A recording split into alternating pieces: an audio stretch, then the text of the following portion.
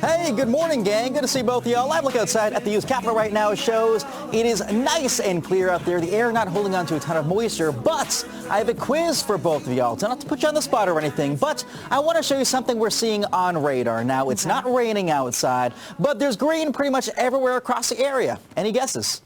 Any guesses as well? What's the question? Well, what is all this on radar? It's not raining, but there's stuff like everywhere. Is it fog?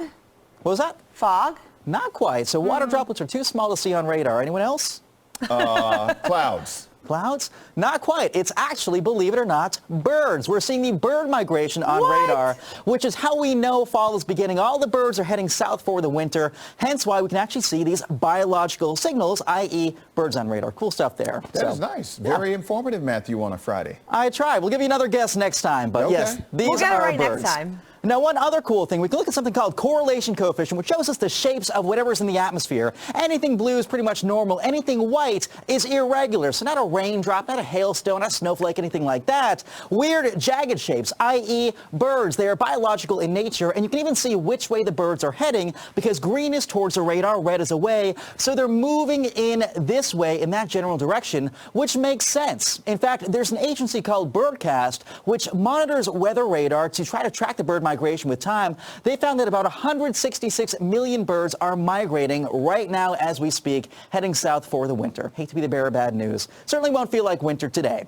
So they're riding those winds out of the northeast. That is a dry wind direction, for which reason we are not too hot and not too humid yet. 71 right now in the nation's capital, 61 in Gaithersburg. Radiational cooling just outside of town, 59 in Frederick. A great morning out there. And dew points nice and low, a comfy 62 in D.C., 50s far north and west, meaning the air not holding onto a ton of moisture.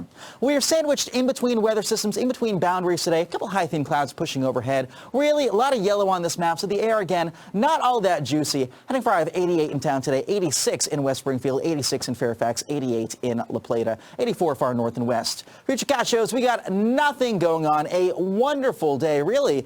Sun up to sundown, there's nothing going on. Lows tonight falling back to about 71 in town, 60s far north and west, 71 Hagerstown.